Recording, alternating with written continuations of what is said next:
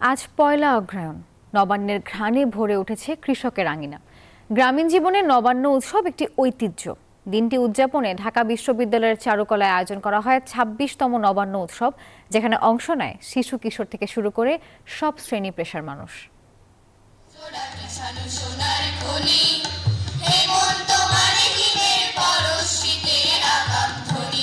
এসো মিলি নবান্নের উৎসবে এই স্লোগানে গান, নৃত্য ও আবৃত্তির মধ্য দিয়ে ঢাকা বিশ্ববিদ্যালয়ের চারুকলায় উদযাপন হলো ২৬তম জাতীয় নবান্ন উৎসব। গ্রামীণ বাংলার স্মৃতি ধরে রাখতে প্রতি বছর এই উৎসব হয়।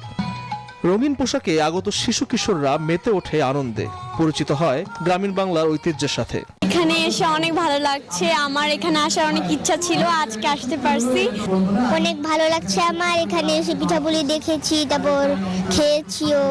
আমি আমার আম্মুর সাথে এসেছি, এই পরিবেশে আমার অনেক ভালো লাগছে। আয়োজকরা জানান, কৃষিপ্রধান এই দেশের গ্রামীণ বাংলার ঐতিহ্য ধরে রাখতেই তাদের এই আয়োজন। অনুষ্ঠানে আগত অভিভাবকরা জানান, সন্তানদেরকে বাংলার মাটির উৎসবে সামিল করতে এসেছেন।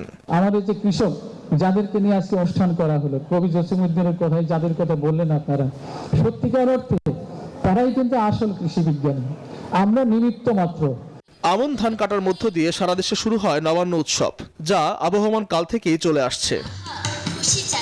আর মোহাইমিনুল খান, নিউজ 24, ঢাকা।